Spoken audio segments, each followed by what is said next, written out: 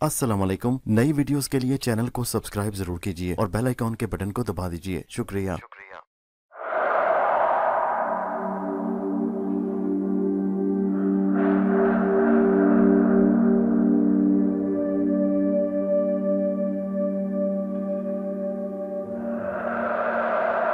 पेशे खिदमत है कहानी अंबरनाग मारिया की 28वीं किस्त खूनी मकान का दूसरा हिस्सा। मारिया अब उस लड़की के साथ कमरे में अकेली रह गई। उस लड़की को अचानक अपने जिस्म के साथ किसी का जिस्म लगता महसूस हुआ तो वो खौफजदा हो गई। मारिया ने उसे परेशान करना मुनासिब ख्याल न किया। उसने कहा, ऐ मजलूम लड़की, मेरी आवाज़ सुनकर हैरान मत होना, मैं तुम्हारी हमदर्द बनकर यहाँ आई हूँ। आवाज़ सुनकर मजलूम लड़की का रंग खौफ से जर्द पड़ गया। कौन हो तुम? मारिया ने कहा, मैं वही गैबी औरत हूँ जिसका जिक्र अभी ये लोग कर रहे थे। मैंने सारी बातें सुन ली हैं। मैं तुम्हारी मदद करना चाहती हूँ। इन लोगों की मैं दुश्मन हूँ। मुझसे खौफ मत खाओ। मैं भी तुम्हारी तरह लड़की हूँ। फ़र्क सिर्फ इतना है कि मैं तुम्हें नज़र नहीं आ सकती और तुम मुझे देख नहीं सकती, लेकिन मैं तुम्हें देख रही हूँ। मजलूम लड़की ने कहा, मगर तुम गायब क्यों हो? मारिया ने आह भरकर कहा, यह एक राज है, गहरा राज। तुम यूँ समझ लो कि मुझे किसी बहुत बड़े जादूगर ने जादू के जोर से गायब कर दिया है। अगर मैं तुम्हें नजर आ जाऊँ तो तुम देखोगी मैं भी तुम्हारी तरह एक लड़की हूँ और मुझ में और तुम में कोई फ़र्क नहीं। मजलूम लड़की ने कहा, देवता तुम पर मेहरबान हो, मेरी नेक दिल बहन, मेरी मदद करो और मुझे यहाँ से निकाल कर मेरे माँ बाप के पास ले चलो। वो मेरी जुदाई में गम से मर जाएंगे। मारिया ने कहा, फिक्र न करो, मैं तुम्हें यहाँ से निकाल कर ले जाऊंगी, मगर इसलिए ज़रा अक्लमंदी से काम लेना होगा। तुम ज़रा सब्र करो। इतने में दरवाज़ा खुला और स्वाना और डाकू अंदर आ गए। वो खाना खा चुके थे। मारिया तख्तपोश से चुपके से उठकर दीवार के साथ लगकर खड़ी हो गई। स्वाना और डाकू आपस में देर तक बातें करते रहे। फिर वो कमरे से बाहर निकलकर बाहर से ताला लगाकर चले गए। मारिया भी कमरे के अंदर फंस कर रह गई। मजलूम लड़की और मारिया कमरे में अकेली रह गई। शाम से रात हो गई। दोनों एक दूसरे से बातें करती रहीं। मजलूम लड़की ने मारिया को बताया कि वो एक ऐसे शहर की रहने वाली है जो यहाँ से एक रात और एक दिन के फासले पर है। मेरे माँ बाप बहुत बड़े गरीब हैं। मेरा बाप बूढ़ा है मगर फिर भी खेती बाड़ी करता है और हमारा पेट पालता है। ये डाकू 2 रोज़ पहले रात को हमारे घर आए। इन्होंने मेरे माँ बाप और माँ को सतून के साथ बांधा और मुझे ज़बरदस्ती यहाँ उठाकर ले आए। अब ये मुझे यहाँ से दूसरे शहर जाकर गुलाम बनाकर फ़रोख्त करना चाहते हैं। इन्होंने एक बार मुझे किसी अमीर के यहाँ भेज दिया तो फिर मेरे लिए कभी वहाँ से भागकर वापस आना मुमकिन नहीं होगा। जाने किस्मत मुझे फिर कहाँ से कहाँ ले जाए और कहाँ कहाँ ठोकरें खाती फिरूं। मारिया ने कहा, तुम फिक्र न करो मेरी बहन, मैं तुम्हारी मदद ज़रूर करूँगी और तुम्हें ज़रूर यहाँ से निकाल कर तुम्हारे माँ बाप के पास पहुँचा दूँगी। अभी वो बातें ही कर रही थी कि एक नौकर कमरे में खाना रख कर चला गया। उन्होंने मिलकर जवार की रोटी और साग की चटनी खाई। बाहर से कमरे को ताला लगा दिया गया। मारिया ने कहा, बहन अब सुबह यहाँ से निकल सकते हैं। लड़की कहने लगी, मारिया बहन, अगर हम यहाँ से भाग गई तो ये हमारा पीछा करेंगे। घबराओ नहीं, ये हमारी गर्द को भी नहीं पहुँच सकते। मैं तुम्हें अपने घोड़े पर बिठाऊंगी, तुम मुझे घर छोड़कर चली जाओगी। उसके बाद मेरी ज़िंदगी मुसलसल ख़तरे में होगी। ये डाकू जिस वक्त और जब चाहे मुझे वहाँ से अगवा करके ले जा सकेंगे। ये एक तलवार बनकर हमेशा मेरे सर पर लटकते रहेंगे। इस तरह से तो मेरी ज़िंदगी अजाब बनकर रह जाएगी। ये तुमने बात ठीक कही। अगर ये बात है तो फिर मैं तुम्हें इन पत्थर दिल खूनी डाकुओं के हवाले नहीं करूँगी। मैं इन लोगों का काम तमाम करके ही यहाँ से चलूँगी। ये लोग खूनी कातिल भी हैं। इन्होंने कई लोगों को कत्ल किया। ये हरगिज़ इस लायक नहीं कि इन पर रहम किया जाए। इनके जुर्म की सज़ा इन्हें ज़रूर मिलनी चाहिए। बातें करते करते लड़की को नींद आ गई। वो सो गई। मारिया भी कोने में कालीन पर नींद दराज होकर ऊँघने लगी। वो कई रोज़ की थकी हुई थी। उसे बहुत जल्द नींद आ गई और वो गहरी नींद सो गई। दोनों लड़कियाँ कमरे में सो रही थी। फ़र्क सिर्फ इतना था कि एक लड़की नज़र आ रही थी और दूसरी लड़की नज़र नहीं आ रही थी। रात आधी गुजर गई कि कमरे का दरवाज़ा खुला और घर का मालिक अंदर दाखिल हुआ। उसके हाथ में शम्मादान था जिसमें एक शम्मा जल रही थी। लड़की की आंख खुल गई। उसने आहिस्ता से मारिया को ठोका और वो भी जाग पड़ी। घर का मालिक आगे बढ़कर लड़की के बिस्तर के करीब आया और कहने लगा, चलो तुम्हारी किस्मत का फैसला करें। जिस शख्स के पास तुझे फ़रोख्त करना था वो यहीं घर पर आ गया। मारिया चौकन्नी हो गई। क्या तुम लोग मुझ पर रहम नहीं करोगे? मैं बेगुनाह हूँ, मुझ पर जुल्म करके तुम्हें क्या मिलेगा? उस शख्स ने डांट कर कहा, आगे से बक बक मत करो। जो मैं कह रहा हूँ वैसा ही करो। मेरे साथ निकल कर चलो। अगर तुमने ऐसा ना किया तो इसी जगह ख़त्म कर दिया जाएगा। मारिया ने लड़की के कान में ऐसे से कहा, जिस तरह ये लोग तुम्हें कहते हैं वैसा ही करो। लड़की ने वैसे ही किया। वो चुपके से उठकर घर के मालिक के साथ चल पड़ी। उन दोनों के बाहर निकलते ही कमरे से मारिया भी वहाँ से बाहर आ गई और घर के मालिक और लड़की के पीछे चलती दूसरी मंजिल पर एक कमरे में आ गई जिसके फर्श पर एक सुर्ख रंग का ईरानी कालीन बिछा हुआ था। उस कमरे में स्वाना के अलावा एक और आदमी भी बैठा हुआ था। उस आदमी की उम्र पक्की थी और सर पर बाल घुंघरियाले थे। उसका पेट बाहर को फूला हुआ था।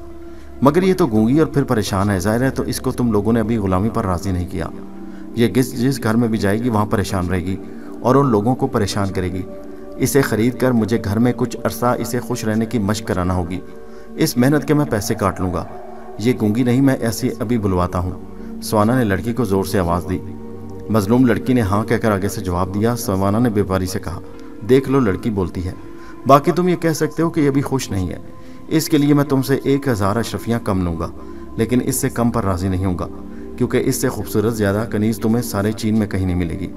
घर के मालिक ने अब भी कहा, जी हाँ, हमने बड़ी मेहनत से अपनी जान खतरे में डालकर इसे चीन की मलका की शाही हरम से पकड़ा है। वहाँ तो चिड़िया भी पर नहीं मार सकती जहाँ से हम इसे उठाकर लाए हैं। लड़की ने कहा, ये झूठ बोलते हैं। मैं एक गरीब किसान की बेटी हूँ। मेरा बाप एक गरीब किसान और मेहनत मजदूरी करके पेट पालता है। ये लोग मुझे ज़बरदस्ती उठाकर लाए हैं। स्वाना ने मुस्कुराकर कहा, कभी कभी ये कनीज़ इस किस्म की बातें करने लगती है। व्यापारी ने कहा, ये बातें ख़तरनाक हो सकती हैं, मैं इसकी भी रकम काटूंगा, क्योंकि मुझे घर पर रखकर इस कनीज़ पर बड़ी मेहनत करना पड़ेगी। इसका दिमाग साफ करना होगा। स्वाना ने कहा, मैं 5000 सोने की अशरफियों से 1 पाई भी कम नहीं लूँगा। अगर आपको मंजूर है तो मैं अभी इस कनीज़ को आपके साथ किए देता हूँ। अगर आपको मंजूर नहीं तो फिर आपके पास इसे फ़रोख्त नहीं करूँगा। ठीक है, मुझे मंजूर है, सिर्फ इसलिए कि कनीज़ में कोई शक नहीं कि बड़ी हसीन है और मुझे इसमें थोड़ा बहुत मुनाफा मिल जाएगा। क्या रकम मुझे अभी अदा करना होगी? स्वाना ने कहा, रकम पूरी की पूरी अभी अदा करना होगी। अगर आपने रकम का वादा किया था फिर हम इस बात की जिम्मेदारी नहीं ले सकते। हम किसी दूसरे व्यापारी के हाथ भी इस कनीज़ को फ़रोख्त करने का हक रखते हैं। व्यापारी ने मुस्कुराकर कहा, ऐसी कोई बात नहीं, हम व्यापारी हैं, कोई चोर उचक्के नहीं हैं। हम दौलत साथ लेकर कारोबार करते हैं। कनीज़ मेरे हवाले कीजिए और अपनी रकम वसूल कीजिए। स्वाना ने कहा, कनीज़ हाजिर है। अब मारिया ने सोचा कि अगर उसने इस व्यापारी से लड़की को छीना तो ये इसके साथ ज्यादती होगी, क्योंकि इसकी रकम भी डूब जाएगी, जबकि उसका कोई कसूर नहीं। ये सज़ा सिर्फ स्वाना और उसके साथी को मिलनी चाहिए जिन्होंने मजलूम लड़की को अगवा किया था। मारिया ने आगे बढ़कर कनीज़ के दाएं जानिब खड़ी हो गई। यहाँ दीवार के ताक में शम्मा रोशन थी, जिसकी रोशनी सारे कमरे में फैली हुई थी।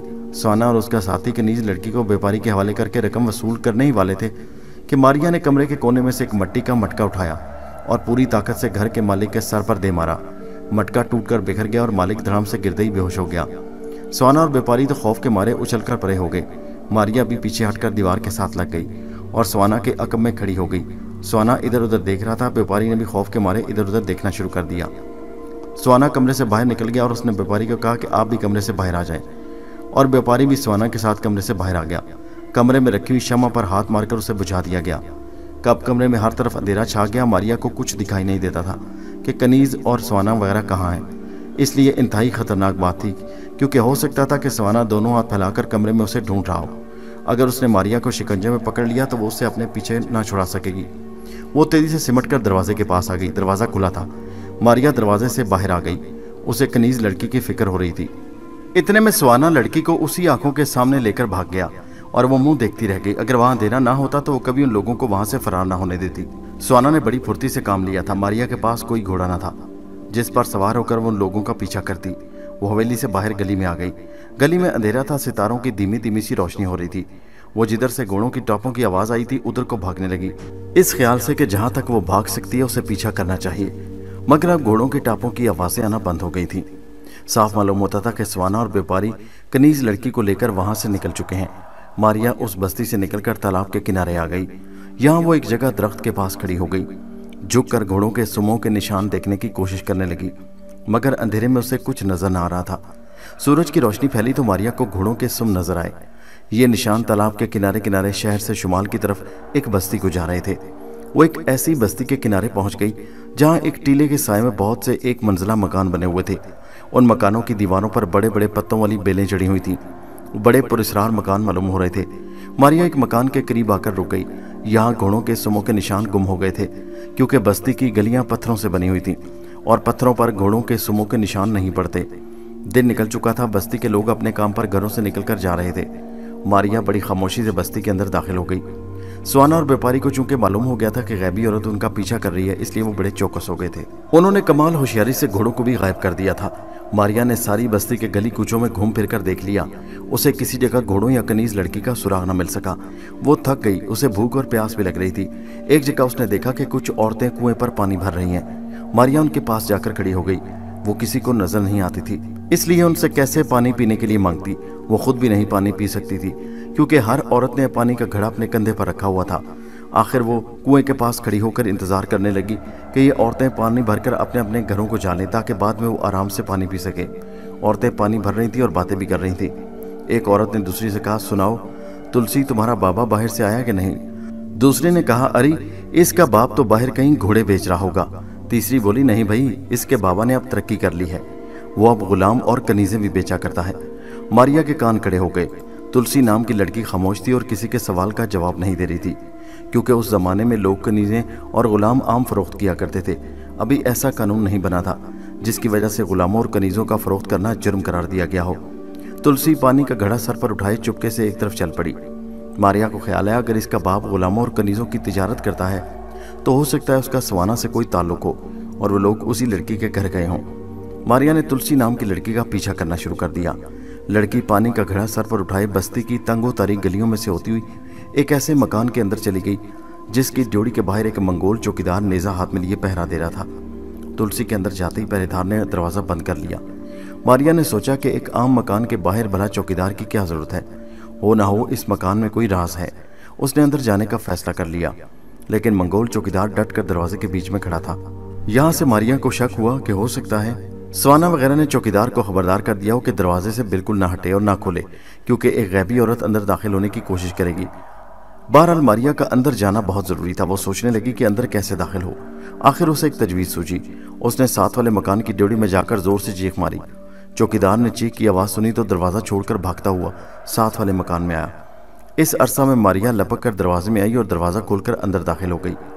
मंगोल चौकीदार ने साथ वाले मकान में इधर उधर देखा कि जिस औरत की चीख आवाज़ बुलंद हुई वो किधर गई, लेकिन वहाँ कोई औरत मौजूद ना थी। वो वापस आकर फिर से पहरे देने लगा। वो खबरदार हो गया था। यही वजह थी कि मारिया ने देखा अंदर सारे कमरों के दरवाजे बंद थे। एक भी कमरा ऐसा नहीं था जिसका दरवाज़ा खुला हो। इसलिए ये पता चलाना मुश्किल हो गया कि स्वाना और व्यापारी कहाँ हैं और उन्होंने मजलूम लड़की को किस तरह कमरे में कैद कर रखा है। फिर भी मारिया ने हिम्मत ना हारी और उसे हर हालत में मजलूम लड़की को वहाँ से निकाल कर उसके माँ बाप के घर पहुँचाना था। उसने इस नेक काम का फैसला कर रखा था। वो ये नेक काम किए बगैर वापस नहीं जाना चाहती थी। हालांकि उसे अपने भाई अंबर और नाग को भी तलाश करना था। वो दबे पाँव चलती हुई एक एक कमरे का जायजा लेने लगी। मकान में सिर्फ 4 कमरे थे, चारों के चारों बंद थे। एक तरफ से मारिया को मछली तलने की खुशबू सूंघकर उसकी भूख चमक उठी। वो बावर्ची खाने की तरफ गई। यहाँ भारी भरकम सुर्ख आंखों और डाकुओं जैसा आदमी चूल्हे पर खड़ा था। मारिया ने सोचा कि अगर उसने वहाँ से एक भी टुकड़ा उठाया तो उसको शक हो जाएगा कि गैबी औरत यहाँ भी आ गई और वो यहाँ से भाग जाएंगे और मारिया को फिर दर बदर फिर कर उनका पीछा करना पड़ेगा। इसलिए मारिया चाहती थी कि किसी को कानों कान खबर ना हो पाए कि वो मकान में दाखिल हो चुकी है और उन लोगों की बेखबरी में वो मजलूम लड़की को वहाँ से निकालने की कोशिश करे। भूख तो उसे बेहद लगी थी, लेकिन वो सब्र करके बावर्ची खाने में एक तरफ खड़ी रही। भारी भरकम डाकू ने थाली में मछली के टुकड़े किए और उन्हें रखकर वहाँ से बावर्ची खाने से बाहर निकल गया। मारिया ने भूख का ख्याल छोड़कर उस आदमी का ये मालूम करने के लिए पीछा किया कि वो किस कमरे में दाखिल होता है। चारों कमरों में से एक कमरे के बाहर खड़े होकर उसने दरवाजे पर आहिस्ता से हाथ मारा। अंदर से आवाज़ आई, कौन है? डगम्बर, ठहरो। दरवाजे का एक पट थोड़ा सा खुला, स्वाना का चेहरा नमदार हुआ। डगम्बर जल्दी से अंदर दाखिल हो गया। दरवाज़ा उस वक्त बंद कर दिया गया। मारिया को स्वाना की शक्ल देखकर बेहद खुशी हुई, गोया उसने अपना मकसद पा लिया था। अगर स्वाना वहाँ मौजूद था तो इसका साफ मतलब ये था कि कनीज लड़की भी वहाँ ज़रूर मौजूद होगी, वरना लोगों को इतनी एहतियात करने और दरवाजे बंद करने की क्या ज़रूरत थी। मारिया अब उस कमरे में दाखिल होने के तरीके सोचने लगी। वो कोई बेवकूफ़ी नहीं करना चाहती थी, वो किसी ऐसे तरीके से अंदर दाखिल होना चाहती थी जिससे उन लोगों को ज़रा भी शक ना हो। चुनाचे वो बाहर खड़ी हो गई। फिर वो बावर्ची खाने में आ गई और यहाँ उसने रात की बासी रोटी के साथ तली हुई मछली का एक कतला खाकर पानी पिया और खुदा का शुक्र अदा किया। भूख मिट जाने से उसमें एक ताजगी और बशाशत आ गई। वो बावर्ची खाने से बाहर निकलकर दोबारा उसी कमरे के सामने एक स्टूल पर आकर बैठ गई जिसके अंदर स्वाना और मजलूम लड़की बैठे थे। थोड़ी देर हुई थी कि कमरे का दरवाज़ा खुला और सब लोग बाहर आ गए। अब मारिया ने देखा तो उनमें व्यापारी भी था, स्वाना भी था, भारी भरकम डाकू नुमा आदमी था और मजलूम लड़की कनीज भी थी। लेकिन कनीज लड़की को उन्होंने बेहोश करके कंधे पर डाल रखा था। मारिया फौरन स्टूल पर से उठकर दूसरी तरफ खड़ी हो गई। वो समझ गई कि ये लोग कनीज को फरोख्त कर रहे हैं। सहन में घोड़े खड़े थे। डगम्बर ने मारिया के देखते देखते एक घोड़े पर आगे बेहोश लड़की को डालकर ऊपर चादर डाल दी। फिर उसी घोड़े पर खुद सवार हुआ और ड्योढ़ी से बाहर निकल गया। स्वाना और व्यापारी अपनी जगह पर खड़े थे। मारिया परेशान हो गई। उसकी समझ में नहीं आ रहा था कि वो क्या करे। आखिर उसने भागकर एक घोड़े की बागें पकड़ी और उस पर जल्दी से सवार हो गई। स्वाना और व्यापारी ने सहन में खड़े खड़े घोड़ा गायब होते हुए देखा तो चीख पड़े, क्योंकि वो समझ गए थे कि गैबी औरत अंदर आकर घोड़े पर सवार हो चुकी है। मारिया को उन पर बेहद गुस्सा आया। उसने घोड़े को ओढ़ लगाई और उससे पहले कि मंगोल चौकीदार हवेली का दरवाज़ा बंद करे मारिया ने तेजी से घोड़ा दौड़ाते हुए मकान की डोरी से बाहर निकल चुकी थी। जाते जाते उसने मंगोल चौकीदार की गर्दन पर जोर से हंटर मारा तो वो तेवरा कर गिर पड़ा। स्वाना और व्यापारी जल्दी से मकान के दरवाजे पर आ गए। उन्हें कुछ देर तक मारिया के घोड़े के टापों की आवाज सुनाई देती रही, जबकि घोड़ा नजर नहीं आ रहा था। व्यापारी ने कहा, अब क्या होगा? ये गैबी औरत और डाकू डगंबर को जिंदा नहीं छोड़ेगी। वो उससे कनीज भी छीन लेगा और शायद डगंबर पर हमला करके उसे मार भी डाले, मौत के घाट उतार दे। स्वाना ने मुस्कुराकर कहा, हमें क्या, हमने लड़की को डगंबर के हाथ फरोख्त कर दिया है। उसने कनीज खरीद ली है, अब वो जाने और उसका काम जाने। हमने उसे ये भी कह दिया कि एक रूह उसका पीछा कर रही है। उसने कहा था कि उसे कोई परवाह नहीं, वो देख लेगा। उस रूह को भी अब ठीक है, हमारी जिम्मेदारी तो अदा हो गई, अब वो जाने और उसका काम जाने। क्यों उस्ताद, कैसी रही? व्यापारी ने कहा, अगर गैबी औरत ने हमसे भी बदला लेने की कोशिश की तो हम क्या करेंगे? हम तो उसके आगे बेबस हैं, हम तो कुछ भी नहीं कर सकते। वो तो एक गैबी रूह है, गैबी भूत है। हम इंसानों का मुकाबला तो कर सकते हैं मगर किसी भूत का मुकाबला नहीं कर सकते। स्वाना कहकर लगाकर बोला, अरे मैं बड़े बड़े भूतों को छठी का दूध याद दिला देता हूँ, ये औरत क्या चीज़ है? देखा नहीं, वो हमारा पीछा कर रही थी और हमारा कुछ नहीं बिगाड़ सकी। आखिर हमने लड़की का सौदा कर ही दिया, डगंबर से अशरफियाँ भी वसूल कर लीं। क्या ये हमारी फतह नहीं? ज़रूर है, मगर उस्ताद स्वाना, तुम्हें एक बात बताई देता हूँ कि ये गैबी औरत एक ना एक दिन तुमसे इंतकाम ज़रूर लेगी। मैं तो आज ही शहर से जा रहा हूँ, पीछे तुम रह जाओगे, ये औरत तुम्हें कभी माफ़ नहीं करेगी। स्वाना ने व्यापारी के कंधे पर जोर से हाथ मारकर कहा, तुम अहमक हो, तुम्हारी बात का यकीन नहीं किया जा सकता। और फिर गैबी औरत? स्वाना बोला, बकवास बंद करो। वो व्यापारी मुस्कुराता हुआ घोड़े पर सवार हुआ और हवेली से बाहर निकल गया। स्वाना कुछ देर वहां खड़ा उसकी बातों पर गौर कर रहा था। कहीं वो सच तो नहीं कह रहा, कहीं सचमुच उसकी मौत गैबी औरत के हाथों तो नहीं लिखी। फिर उसने सर को झटक दिया और हवेली से बाहर निकल आया। साथ वाले मकान में जाकर उसने एक घोड़ा हासिल किया, उस पर सवार हुआ और शहर वाली गंडक की पुरानी हवेली की तरफ रवाना हो गया। दूसरी तरफ मारिया घोड़ा दौड़ाए डाकू डगंबर का ताकुब कर रही थी। डगंबर शहर से बाहर निकलकर उस सड़क पर आ गया कि वो किसी न किसी तरह चीन की सरहद पार करके वहां से फरार होना चाहता था, मगर वो इस तरह एक बेहोश लड़की को साथ लेकर सरहद पार नहीं कर सकता था। जरूर रास्ते में कहीं ना कहीं वो अपने साथियों की मदद लेगा। मारिया ये सोचकर उसका कुछ फासले पर से बराबर पीछा कर रही थी। उसने कसम खा रखी थी कि वो मजलूम लड़की को इन जालिमों के पंजे से जरूर छुड़ा कर दम लेगी। अब जरा अंबर और नाग की खबर ली जाए कि वो किस हाल में है। अंबर और नाग शहर की एक सराय में रह रहे थे। वो दिन में एक बार गंडक वाली हवेली का चक्कर जरूर लगाते, ये देखने के लिए कि कहीं मारिया तो नहीं आ गई। उन्हें मारिया का शदीद इंतजार था, वो उसी के लिए वहां बैठे थे, वरना वो इस मुल्क को छोड़कर जापान जाने के लिए सारी तैयारियां मुकम्मल कर चुके थे। एक रोज अंबर जाकर हवेली का चक्कर लगाता और एक दिन नाग जाकर वहां पता कर लेता। वो मोटे के पुराने नमक हलाल नौकर से भी मिलते। एक रोज वहां अंबर पहुंचा तो नौकर ने बताया कि मारिया आई थी और फिर चली गई। अंबर ने पूछा, क्या तुम्हारी उससे मुलाकात हुई? नौकर ने कहा, स्वाना यहाँ मौजूद था, उसने मारिया को एक तहखाने में बंद करके आग लगा दी थी। अगर मैं मारिया की मदद ना करता तो वो इस बार ज़रूर ख़त्म हो जाती। फिर क्या हुआ? नौकर बोला, फिर ये हुआ कि ऐन वक्त पर मुझे पता चल गया कि नीचे तहखाने में मारिया बंद है और वहाँ से धुआं निकल रहा है। मैंने फ़ौरन वहाँ पहुँच मारिया को अंदर से बाहर निकाला। उसके बाद मारिया वहाँ से चली गई और उससे मेरी मुलाकात फिर नहीं हुई। अंबर ने नौकर से कहा, दोस्त तुम बड़े नेक इंसान हो, मैं तुम्हारा शुक्रिया अदा करता हूँ कि तुमने मेरी बहन की जान बचाई। मैं जा रहा हूँ, फिर आऊँगा। अगर इस अरसे में मारिया आए तो उसे लेकर सराय में आ जाना, हम लोग वहाँ ठहरे हुए हैं। नौकर ने कहा, बहुत अच्छा जनाब, मैं ज़रूर वहाँ जाऊँगा, आप बिल्कुल फिक्र न करें। अंबर वापस आ गया, उसने सारी बात नाग को बता दी। नाग ने कहा, यह स्वाना कमबख्त बड़ा जालिम आदमी है, अगर मेरे हथे चढ़ गया तो मैं इसे जिंदा नहीं छोड़ूंगा। उसने दूसरी बार मेरी बहन की जान लेने की कोशिश की है। अंबर ने कहा, स्वाना ने कई लोगों को कत्ल किया है, वो एक खूनी डाकू है। उसने हज़ारों औरतों को गुलाम बनाकर फ़रोख्त किया है और कई घरों के चुराग गुल करके उन्हें बर्बाद कर दिया है। वो खानकाह में यही काम करता था।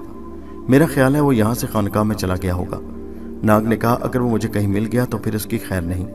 मैं तो कहता हूँ कि तुम सराय में ठहरो, मैं वापस खानकाह में जाकर उसका काम तमाम करके वापस आता हूँ। अंबर बोला, नहीं, इसकी ज़रूरत नहीं, मैं यहाँ अकेला रहकर तुम्हारा इंतज़ार नहीं कर सकता। हो सकता है मारिया जल्द वापस आ जाए और हम यहाँ से कूच करना पड़े। रात को नाग दोबारा गंडक वाली हवेली की तरफ गया। आज रात हवेली का चक्कर लगाने की उसकी बारी थी। उसने सीधा वफादार नौकर के घर का दरवाज़ा खटखटाया। नौकर वहाँ नहीं था, वो अपने मालिक के साथ दूसरी बस्ती में गया हुआ था। नाग ने सोचा क्यों ना वो गंडक वाली हवेली में खुद जाकर मालूम करे कि मारिया वहाँ मौजूद है या नहीं। उसे मारिया से मिलने की कोई उम्मीद नहीं थी, फिर भी वो हवेली का बड़ा दरवाज़ा बंद है। वो समझ गया कि सवाना वहाँ पहुँच गया है। उसका खून गुस्से से खौल उठा। स्वाना उसकी बहन का दुश्मन था। उसने उसकी बहन मारिया को 2 बार हलाक करने की कोशिश की थी। नाग गुस्से में दरवाज़ा खोलने की कोशिश करने लगा। दरवाज़ा अंदर से बंद था। नाग ने सोचा कि पिछले दरवाजे से अंदर दाखिल होना चाहिए। चुनाचे वो हवेली के पिछले दरवाजे पर आ गया। ये थोड़ा सा खुला हुआ था। नाग दरवाजे में दाखिल हो गया। अंदर राहदारी में अंधेरा था।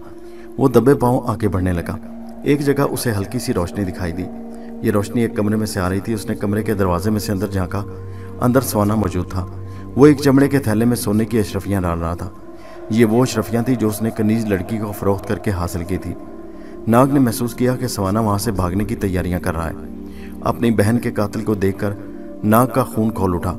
उसने उसी वक्त फैसला कर लिया कि वो उसे जिंदा नहीं छोड़ेगा। उसे यूं महसूस हुआ जैसे स्वाना ने मारिया को कत्ल कर दिया है और अब वहाँ से भाग रहा है। नाग ने जरा परे हटकर दीवार के साथ खड़े होकर अपना सांस जोर से ऊपर की तरफ खींचा। जब उसने सांस छोड़ा तो वो एक इंसान से सांप बन चुका था। सांप बनकर नाग जमीन पर रेंगता हुआ स्वाना के कमरे में दाखिल हो गया। वो दीवार पर चढ़ गया। दीवार से होकर नाग छत पर उसी जगह आ गया जहां नीचे स्वाना थैले में अशरफियां डाल रहा था। नाग ने फौरन वहां से छलांग लगाई और एकदम स्वाना के सर पर गिरा और गिरते ही उसकी गर्दन ने अपना कुंडल डालकर अपना फन फैलाकर स्वाना के मुंह के आगे कर दिया। स्वाना ने सांप को गले में लटकने और उसका खौफनाक आंखों वाला फन अपने आंखों के सामने लहराते देखा तो उसकी जान निकल गई। अब नाग ने जुबान खोलकर कहा, सुनो, तुम मेरी बहन मारिया के दुश्मन हो। मैं मारिया का भाई नाग हूँ। तुम मुझे जानते हो मगर ये नहीं जानते कि मैं उस गैबी औरत का भाई हूँ जिसका नाम मारिया है और जिसे तुमने एक बार अर्जन के साथ मिलकर और दूसरी बार अकेले तहखाने में बंद करके कत्ल करने की साजिश की थी। अब तुम मेरे काबू में हो। अब मैं तुम्हें जिंदा नहीं छोड़ूंगा। स्वाना ने कांपती आवाज़ में कहा, नाग, मुझे माफ़ कर दो मेरे भाई, मैं बेगुनाह हूँ। नाग ने कहा, क्या तुम इसलिए बेगुनाह हो कि तुमने मेरी बहन को तहखाने में बंद करके आग लगाई थी? अगर हमारा दोस्त उसकी मदद को ना पहुँचता तो तुम उसे जलाकर भस्म कर चुके थे। मैं तुम्हें हरगिज़ माफ़ नहीं करूँगा, हरगिज़ माफ़ नहीं करूँगा। तुमने खानकाह में बैठकर न जाने कितनी भोली भाली मासूम लड़कियों की ज़िंदगियाँ बर्बाद की हैं। मैं उन तमाम मासूम और बेगुनाह बच्चियों का तुमसे बदला लूँगा। बताओ, तुमने मारिया को कहाँ कत्ल कर दिया है? जल्दी बोलो। स्वाना ने कहा, मुझसे कसम ले लो, मारिया जिंदा है। वो मरी नहीं, वो जिंदा है। नाग ने पूछा, तो फिर कहाँ है? वो यहाँ से जा चुकी है। नाग अपना फन स्वाना के मुंह के पास ले आया और अपनी लाल जुबान लहराकर बोला, सच सच बताओ वो कहाँ गई है, नहीं तो अभी तुम्हें ख़त्म किए देता हूँ। याद रखो, मेरा डसा पानी नहीं मांगता। तुमने अपने एक साथी को मेरे जहर से हलाक होते अपनी आंखों से देखा है। स्वाना ने महसूस कर लिया था कि उसने सच ना बोला तो उसकी खैर नहीं। वो कहने लगा, इस वक्त मारिया डगंबर नाम के एक डाकू का पीछा कर रही है जो एक अगवा की हुई चीनी लड़की को लेकर दीवारे चीन की तरफ जा रहा है। मैंने उस लड़की को डगंबर के हाथ फरोख्त किया है। ये अशरफियाँ मैंने उस लड़की को बेचकर हासिल की हैं। नाग ने पूछा, मगर मारिया उस डाकू का पीछा क्यों कर रही है? स्वाना ने कहा, मारिया उस मजलूम लड़की को बचाना चाहती है। नाग बोला, क्या तुम सच कह रहे हो? स्वाना कहने लगा, अगर मैं झूठ बोलूं तो देवता मुझ पर अपना अजाब नाजिल करें।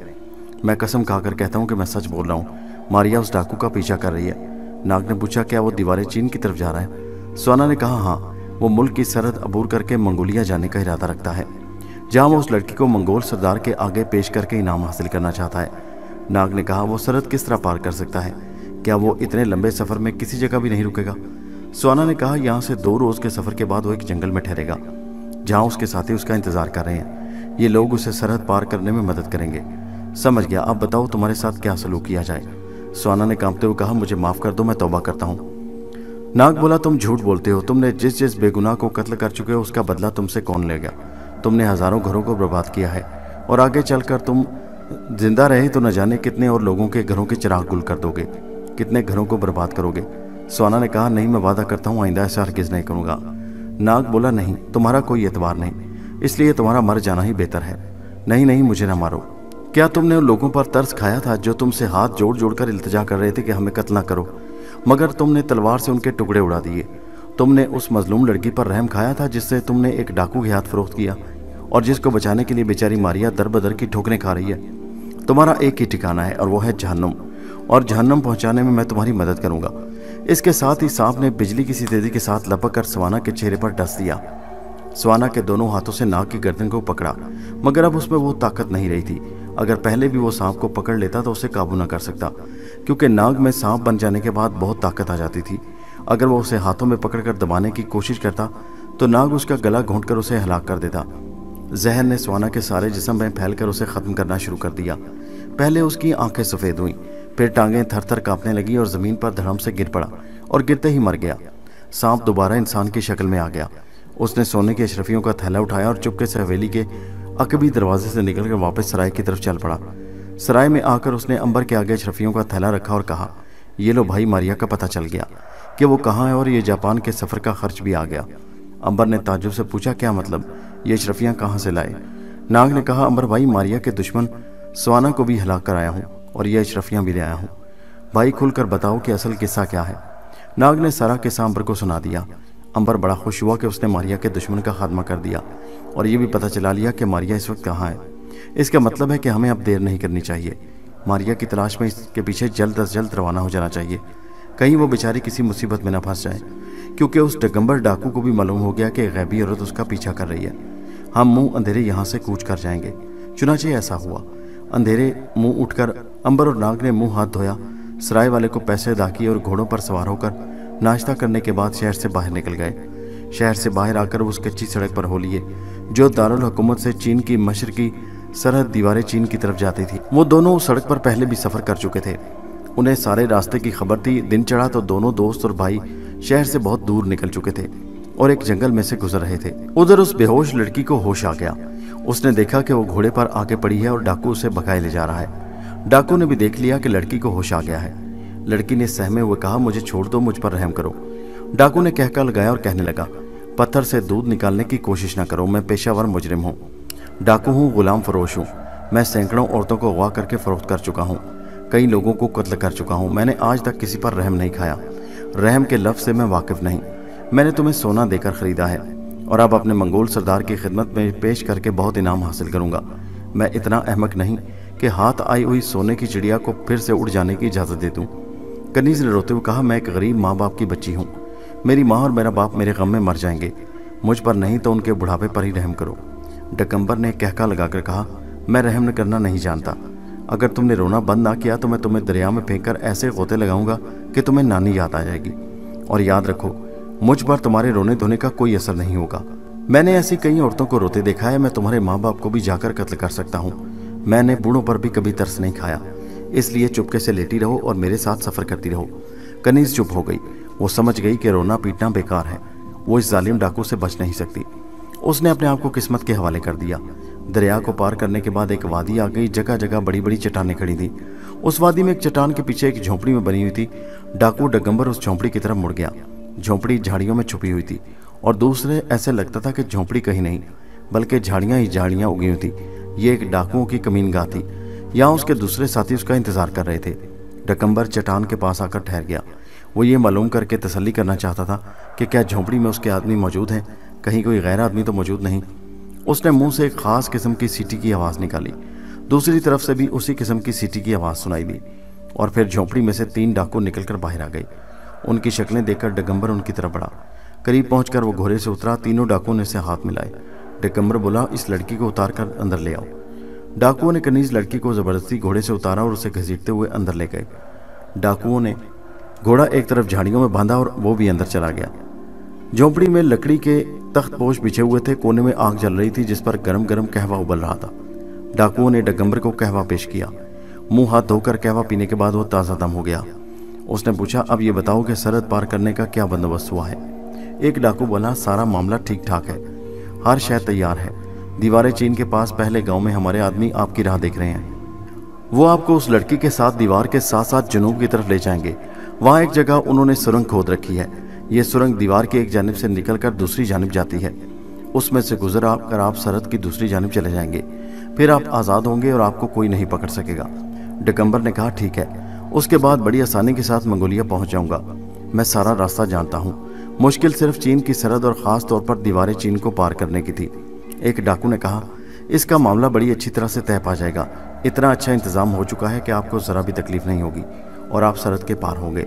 डगम्बर ने कहा, मेरा ख्याल है कि फिर मुझे इसी वक्त रवाना हो जाना चाहिए। दूसरा डाकू बोला, मेरी राय है कि आपको आराम करने की ज़रूरत है। आपने 2 दिन और 2 रात सफ़र किया है। आपके लिए ज़रूरी है कि कम से कम आज की रात आराम करें और कल सुबह सफ़र पर रवाना हो जाए। डगम्बर बोला, जैसे आप लोगों की मर्जी। डगम्बर डाकू वहाँ रात बसर करने पर राज़ी हो गया। इस दौरान में मारिया एक चट्टान की ओट में खड़ी थी। उसने अपना घोड़ा ज़रा फासले पर एक झाड़ी में छुपा दिया और ख़ुद झोंपड़ी के आसपास आकर जायज़ा लेने लगी। उसने ये अंदाज़ा लगा लिया था कि डाकू उस झोंपड़ी में रात भर ठहरने का इरादा रखता है अब उसकी यही कोशिश थी कि वो किसी न किसी तरह रात को वहां से लड़की को उठाकर ले जाए। उसके लिए ज़रूरी था कि वो अंधेरा होने का इंतज़ार करे। चुनाचे वो जंगल में आकर एक चश्मे के किनारे बैठ गई। यहाँ उसने कुछ जंगली फल खाए, चश्मे का पानी पिया, घोड़े को घास खिलाकर पानी पिया, घोड़े को घास खिलाई और रात होने का इंतज़ार करने लगी। सूरज पहाड़ों में ग़ुरूब हो चुका था। उधर अंबर और नाग फासला कम करने के लिए रात दिन सफ़र कर रहे थे। रास्ते में वो सिर्फ थोड़ी देर के लिए घोड़े को दाना दुनका खिलाने के लिए रुकते और फिर सफ़र शुरू कर देते। उसका फ़ायदा ये हुआ कि वो काफ़ी दूर निकल आए। अब वो मारिया से सिर्फ एक रात के फासले पर थे, यानी अगर वो एक रात सफ़र करते तो सुबह उस वादी में पहुंच जाते। मारिया झोंपड़े के बाहर चश्मे पर बैठी हुई थी। सूरज ग़ुरूब हो गया, जंगल में अंधेरा छा गया। मारिया ने दूर से देखा कि झोंपड़ी के अंदर चिराग रोशन हो गया। वो झोंपड़ी के बाहर आ गई। झोंपड़ी का दरवाज़ा बंद था। अंदर से डाकुओं के बातें करने और कह कह लगाने की आवाज़ें आ रही थी। मारिया कुछ देर वहाँ खामोश खड़ी उनकी बातें करने और कह कह लगाने की आवाज़ें सुनती रही। अभी अंदर दाखिल होने का उसे मौका नहीं मिला था। उसके अलावा वो डाकू ज़्यादा थे। मारिया के पकड़े जाने का भी खतरा था। सिर्फ एक ही सूरत थी कि वो कनीज़ लड़की को साथ लेकर किसी तरह घोड़े पर सवार हो जाए। सिर्फ इसी तरह से वो लड़की उसके साथ गायब हो सकती थी। लेकिन यह भी डर था कि दिगंबर कहीं चार तरफ से घेर कर मारिया को पकड़ न ले, क्योंकि उसे इल्म था कि गैबी औरत उसका पीछा कर रही है, जो आम औरतों की तरह कमज़ोर है। सिर्फ उसमें इतनी ताकत है कि वो गायब हो सकती है। इतने में झोंपड़ी में से एक डाकू बाहर निकलकर जंगल की तरफ चल पड़ा। उसके हाथ में लकड़ी का डोल था। शायद वो चश्मे से पानी लेने जा रहा था। मारिया ने सोचा कि इस डाकू का काम तमाम कर देना चाहिए ताकि एक डाकू तो कम हो। इस ख्याल के बाद मारिया डाकू के पीछे चल पड़ी। चश्मे पर पहुंचकर डाकू नीचे झुका। डोल में पानी भर रहा था कि ऊपर से मारिया ने पूरी ताकत से पत्थर उठाकर उसके सर पर दे मारा। डाकू बेचारे ने हाय भी न की और चश्मे में गिर पड़ा। पानी उसकी लाश को डोल समेत बहाता हुआ आगे दरिया की तरफ ले गया। मारिया जल्दी से झोंपड़े के पास आ गई। अब वहां 3 डाकू रह गए थे। जब चश्मे वाला डाकू वापस न आया तो वो लोग परेशान होकर उसे आवाज़ें देने लगे। फिर चश्मे पर गए। उसे हर जगह तलाश किया मगर वो ना मिला। अचानक दिगंबर को चश्मे के पत्थर पर खून के कतरे नजर आए। उसने झुककर खून के कतरों को देखा और कहा, इसे पत्थर मारकर हलाक कर दिया गया। उसकी लाश चश्मे में बह गई। जल्दी से वापस चलो, एक भूत हमारा पीछा कर रहा है। वो सारे डाकू जल्दी से झोंपड़ी में आ गए। झोंपड़ी में आकर दिगंबर ने गैबी औरत के बारे में सारी बातें उन्हें बताई और आखिर में कहा, मुझे यकीन है कि वो औरत इस झोंपड़ी के आसपास मंडला रही है। अगर हमने होशियारी से ना काम लिया तो हो सकता है वो हम सबको बारी बारी इसी तरह पत्थर से मार डाले। एक डाकू ने कहा, हम उसे गिरफ्तार नहीं कर सकते क्या? दिगंबर बोला, क्यों नहीं? अगर हमने उसे गिरफ्तार ना किया तो वो हम सबको बर्बाद कर देगी। हम पर लाजिम है कि उसे फौरन पकड़कर रस्सियों से जकड़ दें। तीसरा बोला, मगर हम एक इंसान को कैसे गिरफ्तार कर सकते हैं जो हमें नजर नहीं आता? उसकी एक तरकीब है। वो क्या? इसके बाद डाकू दिगंबर ने उन डाकुओं को जो तरकीब बताई जो उसके दिमाग में थी। मारिया उस जाल से बेखबर थी जो डाकू उसके लिए फैला रहे थे। कनीज लड़की उसे बाहर जाकर बता नहीं सकती थी क्योंकि उसे डाकू ने बांधकर एक तरफ डाल रखा था। मारिया ने झोंपड़ी के बाहर खड़ी इस इंतजार में थी कि झोंपड़ी से बाहर फिर कोई डाकू निकले और उसे खत्म कर दे। उसे क्या मालूम था कि डाकू उसके खिलाफ बड़ा जबरदस्त जाल फैला चुके थे। सबसे पहला काम तो डाकू ने किया कि कनीज लड़की के मुंह पर कपड़ा ठोंस दिया ताकि अगर मारिया झोंपड़ी में आए तो उसे ये ना बता सके कि उसके खिलाफ क्या साजिश हो रही है। भाग जाओ। लड़की के मुंह में कपड़ा ठोंसने के बाद डाकू आपस में हंसते मुस्कुराते बातें करते झोंपड़ी का दरवाजा खोलकर बाहर आ गए। इस अरसे में वो एक बारीक रेशमी रस्सी दरवाजे के दरमियान बांध चुके थे। उस रस्सी का रंग काला था और वो दिखाई नहीं देती थी। मारिया ने जब देखा कि डाकू झोंपड़ी से बाहर आकर एक तरफ को चले गए हैं और झोंपड़ी का दरवाजा चौपट खुला है तो वो फरेब में आ गई। वो आगे बढ़कर दरवाजे की तरफ आई। करीबी झाड़ियों में डाकू रस्सी को झटका लगने का इंतजार कर रहे थे। एक डाकू झोंपड़ी के अंदर छुपकर दरवाजे के पास ही जमीन पर लेटा था कि जूं ही रस्सी को दबाव पड़े वो लपक कर मारिया को काबू कर ले। मारिया इस किस्म के खतरे से बेफिक्र होकर झोंपड़ी के दरवाजे में आ गई। उसे काले रंग की रेशमी रस्सी नजर न आई।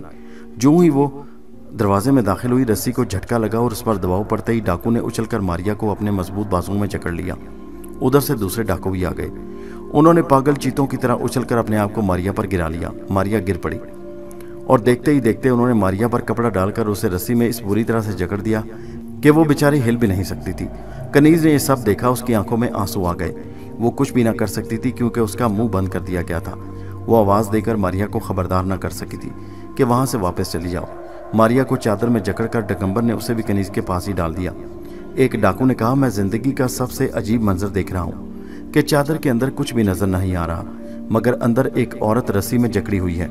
दिगंबर ने कहकर लगाकर कहा, मारिया तुम अर्जंग और सवाना के पंजे से निकल गई। मगर याद रखो, अब तुम मेरे पंजे से निकलकर कहीं नहीं जा सकती। अब तुम मेरी कैद में हो और मैं तुम्हें हमेशा हमेशा के लिए खत्म कर दूंगा ताकि तुम फिर मुझे धोखा न दे सको। मारिया खामोश रही और कुछ न बोली। अब खामोश क्यों हो, जवाब दो। बोलो, तुम्हें अब कौन बचा सकता है, कौन तुम्हारी मदद कर सकता है। अब मारिया ने जुबान खोली और कहा, डगम्बर याद रखो, खुदा की रस्सी दराज होती है, मगर एक वक्त आता है कि जालिम खुद अपने बिछाए हुए जाल में कैद होकर रह जाता है। तुमने मेरे खिलाफ जो साजिश की उसमें तुम कामयाब हो गए, लेकिन मैं बहुत जल्द तुम्हारी कैद से आज़ाद हो जाऊंगी। इन बातों को भूल जाओ मारिया, तुम्हारी मौत अब तुम्हें मुझसे छुड़ा सकती है। डाकुओं ने आपस में फैसला किया कि कल सफ़र पर रवाना होने से पहले मारिया को कत्ल करके उसकी लाश को दरिया में फेंक दिया जाएगा ताकि ना रहे बांस और ना बजेगी बांसुरी। मारिया ने यह खूनी फैसला सुना तो दिल में डर सी गई कि अगर उसकी किसी ने मदद ना की तो ये लोग उसे ख़त्म कर देंगे। अंबर और नाग के बारे में उसे कुछ खबर न थी। उसने खुदा के आगे दुआ की और खामोश फर्श पर पड़ी रही। अंबर और नाग रातों को भी सफ़र करते चले आ रहे थे। सफ़र करते करते जब आधी रात गुजर गई तो नाग ने कहा, भाई अंबर, मैं थक गया हूँ, बेहतर होगा कि हम रात का बाकी हिस्सा किसी जगह पड़कर सो रहें। इस तरह दिन रात सफ़र करते करते तो हमारा बुरा हाल हो जाएगा। अंबर ने भी महसूस किया कि अब आराम करना ज़रूरी हो गया है। थकान उसे भी बहुत हो रही थी। उसने नाग से पूछा कि वो किस जगह रात रहें। नाग ने जवाब में कहा, इसी जंगल में चाहे किसी जगह सो जाएं, लेकिन अब आराम ज़रूरी है। अंबर और नाग जंगल के रुक गए। उन्होंने दरिया पार कर लिया और एक चश्मे के किनारे आ गए। चश्मे पर उन्होंने घोड़ों से उतरकर खुद भी पानी पिया और घोड़ों को भी पिलाया। अंबर ने कहा, यहाँ करीब कोई गाँव नहीं तो किसी के घर के आराम कर लेते। नाग बोला, भाई घर का आराम छोड़ दो, वो कभी हमारे नसीब में नहीं। ना हमारा कोई घर है न बार, बस जहाँ सींग समाए वहीं पड़कर सो जाते हैं। भाई मैं तो इसी चश्मे के किनारे सोने लगा हूँ। मगर जाने क्या बात थी कि अंबर का उस जगह दिल नहीं लग रहा था। उसका दिल कर रहा था वो लेटने के बजाय उठकर टहलने लगे। नाग तो उसी जगह घास पर लेट गया। उसने जब देखा कि अंबर सोने के बजाय उधर इधर टहल रहा है तो बोला, भाई क्या बात है, तुम्हें नींद नहीं आ रही? अंबर ने कहा कि खुदा जाने क्या बात है, नींद नहीं आ रही, दिल में इत्मीनान नहीं। नाग बोला, कुछ मेरा दिल भी बेचैन है। हमारी बहन मारिया को खुदा सलामत रखे। नाग लेटा रहा और अंबर टहलता रहा। रात का दूसरा हिस्सा भी गुजर गया। रात का पिछला पहर शुरू हुआ तो डाकुओं में डगम्बर ने सबसे पहले उठकर दोनों को जगाया और कहा, चलो उठो, सबसे पहले उस गैबी चुड़ैल का काम तमाम कर दें। दोनों डाकू फौरन उठकर खड़े हो गए। डगम्बर ने मारिया को उसी तरह रस्सी में जकड़ी अपने कंधे पर रखा और झोंपड़ी से बाहर निकल आया। एक डाकू ने कहा, मेरा ख्याल है हमें इसे दरिया में चलकर फेंक देना चाहिए। दूसरे ने कहा, मेरा तो ख्याल है कि पहले चश्मे पर पहुंचकर इसे कत्ल किया जाए, इसके बाद टुकड़े टुकड़े करके दरिया में बहा दिए जाएं। दरिया पर खुली जगह है, हो सकता है किसी की निगाह पड़ जाए। चश्मा झाड़ियों में छुपा हुआ है, वहां इसे हम कत्ल करने का काम कर सकते हैं। पहला डाकू बोला, ये ठीक है। ये सोचकर डाकू ने मारिया को कंधे पर उठाया और वो चश्मे के करीब झाड़ियों की तरफ चल पड़े। इतने में अंबर और नाग भी सफर तय करके चश्मे के करीब पहुंच गए और वहां करीब ही बैठकर आराम करने लगे। इतने में उन्हें किसी के आने की आहट महसूस हुई। अंबर ने नाग से कहा, हमें यहाँ से हट जाना चाहिए। दोनों वहां से उठकर दरख्तों के पीछे छुपकर देखने लगे कि रात के पिछले पहर ये कौन आ रहा है। पिछली रात का चांद अब दरख्तों के ऊपर आ चुका था और उसकी हल्की हल्की रोशनी में चश्मे के आसपास का मंजर साफ दिखाई दे रहा था। डाकू और डगम्बर बड़े मजे से मारिया को कंधे पर उठाए बातें करते चले आ रहे थे। उनके ख्याल में जंगल सुनसान था और कोई भी उनकी बातें नहीं सुन रहा था। उनको मालूम नहीं था कि अंबर और नाग इस जंगल में मौजूद हैं। डगम्बर मारिया को कंधे पर उठाए चश्मे की तरफ चल पड़ा। उधर चश्मे पर अंबर और नाग उसी तरह बैठे हुए बातें कर रहे थे। रात खामोश थी। उनके कान में किसी के चलने और झाड़ियों के टूटने की आवाज़ पड़ी तो वो खामोश हो गए। अंबर ने नाग के होठों पर उंगली रखकर कहा, कोई आ रहा है। नाग ने कहा, उन्होंने देखा कि कुछ लोग किसी को कंधे पर उठाए जा रहे हैं। अंबर और नाग खामोशी से देखते रहे कि ये लोग कहाँ जा रहे हैं और क्या करने जा रहे हैं। डगम्बर ने एक जगह मारिया को लिटा दिया और अपने साथी से कहा, मेरा खंजर लाओ, इस औरत को मैं ज़बह कर देता हूँ। अंबर ने नाग के कान में कहा, ये लोग डाकू हैं और किसी औरत को कत्ल करने यहाँ लाए हैं। डाकू ने खंजर न्याम से निकालकर डगम्बर के हवाले कर दिया। चांदनी रात में खंजर चमकने लगा। इतने में मारिया के रोने की आवाज़ आई। अंबर और नाग ने मारिया की आवाज़ पहचान ली और मारिया के बचाने के लिए दौड़े। जब डाकुओं ने उन दोनों को वहाँ देखा तो बहुत हैरान हुए कि ये दोनों इस वीराने में क्या कर रहे हैं। डाकू अंबर और नाग से लड़ने लगे और एक डाकू अंबर पर खंजर से वार करने लग गया और उसने अंबर पर खंजर से वार पर वार किया। लेकिन वो ये देखकर बहुत हैरान हुआ कि इतने खंजर लगने के बावजूद अंबर को कुछ भी नहीं हुआ और खून का एक कतरा भी ना निकला। अंबर ने मारिया की रस्सी खोल दी और डाकुओं से लड़ने लगा। इतने में नाग भी सांप की शक्ल में आ गया। उसने एक डाकू के गिर्द लिपट कर उसको डंग मार दिया। डाकू चीखे मारकर तड़पने लगा और मर गया। इतने में अंबर ने एक डाकू की गर्दन मरोड़कर तोड़ दी और उसके बाद नाग डगम्बर की तरफ बढ़ा और उसकी गर्दन के गिर्द लिपट गया और उस पर गिरफ्त मजबूत कर ली। अंबर ने जल्दी से उठकर मारिया की रस्सियां खोलीं और उसको हौसला दिया। मारिया ने जब अंबर को देखा तो बहुत खुशी हुई और उसने पूछा कि नाग कहाँ है। अंबर ने कहा, वो देखो, नाग ने डाकू की गर्दन के गिर्द कुंडली मार रखी है। डाकू की आंखें बाहर को उबल रही थी, उसका सांस रुकने लगा था। नाग ने उसकी गर्दन के गिर्द बल देने शुरू कर दिए। डाकू के दोनों हाथों की गिरफ्त कमजोर हो गई थी। उसके हाथों में अब इतनी ताकत नहीं रही थी कि वो सांप को अपनी गर्दन से अलग कर सके। उसने अंबर के आगे हाथ जोड़ दिए, मगर नाग ने ठीक उसी वक्त डाकू डगंबर को डस लिया। डसने के बाद वो डाकू की गर्दन से नीचे उतर आया। डाकू का रंग नीला पड़ने लगा, उसकी टांगें कांपने लगी। जहर उसके दिलो दिमाग तक पहुंच गया था। वो जमीन पर गिरा और गिरते ही दम तोड़ गया। नाग फिर से इंसान के रूप में आ गया। वो भी मारिया से जाकर मिला और बोला, मारिया बहन, अगर हम सो जाते तो या देर से पहुंचते तो फिर खुदा जाने क्या हो जाता। ये कातिल तुम्हें कत्ल करने का पूरा बंदोबस्त कर चुके थे। अंबर ने कहा, यह बताओ कि जिस लड़की की जिंदगी बचाने की खातिर तुमने इतना बड़ा खतरा मोल लिया, वो कहाँ है? मारिया ने हैरान होकर पूछा, मगर तुम्हें उस लड़की के बारे में कैसे इल्म हुआ? अंबर बोला, हमें वफादार नौकर ने सारी बात बता दी थी। वो कनीज लड़की कहाँ है? मारिया ने कहा, झोंपड़े में जकड़ी हुई है। ये डाकू उसे लेकर मंगोलिया जा रहे थे, जहाँ डगंबर उसे सरदार की खिदमत में पेश करके इनाम इकराम हासिल करना चाहता था। अंबर ने कहा, चलो अच्छा हुआ कि ये शख्स भी मर गया। जाने ये कितने घर उजाड़ चुका है, और अगर जिंदा रहता तो जाने कितने और घर उजाड़ता। नाग बोला, इसका मर जाना ही बेहतर था। मारिया ने कहा, आओ मेरे भाइयों, झोंपड़ी में चलकर उस बेचारी कनीज की भी खबर लें। तीनों बहन भाई चश्मे से उठकर झोंपड़ी में आए। अब मशरिक में दिन का उजाला फैलने लगा था। झोंपड़ी में मासूम लड़की उसी तरह बंधी हुई थी और उसके मुंह में रुमाल ठोसा हुआ था। मारिया ने जाते ही उसके मुंह से रुमाल निकालकर बाहर फेंका। लड़की ने सबसे पहले सवाल ये किया, तुम इन जालमों से कैसे बच गई मारिया? खुदा के हुक्म से मेरे भाइयों ने बचा लिया। ये ऐन वक्त पर पहुंच गए और मेरी जान बच गई। अंबर और नाग मजलूम लड़की से मिलकर बहुत खुश हुए। उन्होंने उसे कहा कि वो पहली फुर्सत में उसे माँ बाप के घर पहुंचाएंगे। कनीज ने खुश होकर कहा, तुम सचमुच मेरे भाई हो। कोई भाई अपनी बहन को मुसीबत में देखकर खामोश नहीं रह सकता। काश दुनिया के सारे लोग दुख दर्द में एक दूसरे के इसी तरह काम आना सीख लें, फिर ये सारी दुनिया जन्नत बन जाए।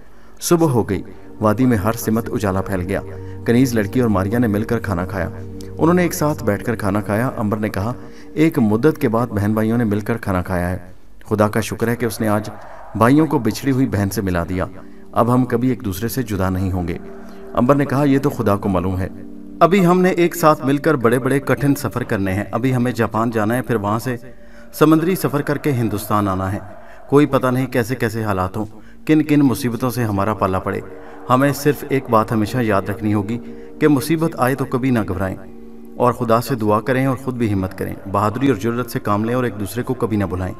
फिर हम अकेले रहकर भी बड़ी से बड़ी मुसीबत का मुकाबला करके फतह हासिल कर सकते हैं। उसी रोज़ दोपहर के वक्त अंबर, मारिया और नाग कनीज लड़की को साथ लेकर वापस चीन के दारुल हुकूमत कैथे की तरफ रवाना हो गए। रात हो गई तो उन्होंने जंगल में एक जगह आग रोशन की और मज़े से खाना खाकर सो गए। दिन चढ़ा तो वो फिर सफ़र करने लगे। इसी तरह 2 दिन और 2 रातें सफ़र करने के बाद वो कैथे पहुंच गए।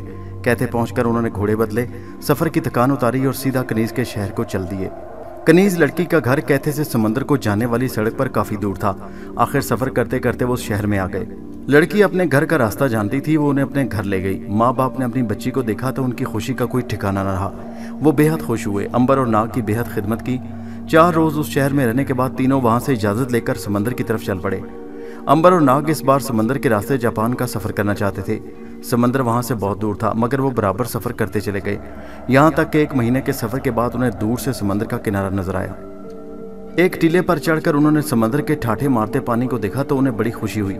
एक लंबी मुद्दत के बाद उन्हें समंदर का गहरा नीला पानी और इस सतह पर तैरते सफ़ेद बादबानों वाले जहाज़ दिखाई दिए। अंबर ने कहा, मारिया बहन, ये सोचकर मुझे किस कदर खुशी हो रही है कि हम एक मर्तबा फिर समुद्री जहाज़ में इकट्ठे सफ़र करेंगे। नाग ने कहा, अब हम तीनों बहन भाई इकट्ठे रहेंगे और कभी जुदा नहीं होंगे। मारिया बोली, खुदा करे। टीले से उतरकर उन्होंने घोड़ों को एड़ लगाई। घोड़े हवा से बातें करने लगे। दिन अभी गरूब नहीं हुआ था कि वो समंदर के किनारे मुल्क चीन की आखिरी बंदरगाह पर पहुंच गए। ये छोटा सा बड़ा खुशहाल शहर था। वो एक सराय में उतरे जहां से उन्हें मालूम हुआ कि मुल्क जापान को जाने वाला जहाज़ 4 रोज़ बाद वहां से रवाना होने वाला है। दोस्तों, ये कहानी अभी जारी है। इसका अगला हिस्सा नेक्स्ट वीडियो में मुलाहिजा कीजिए, जिसका लिंक इसी वीडियो के नीचे मौजूद है। और हमारे चैनल हैदर वॉइस को सब्सक्राइब कीजिए। शुक्रिया।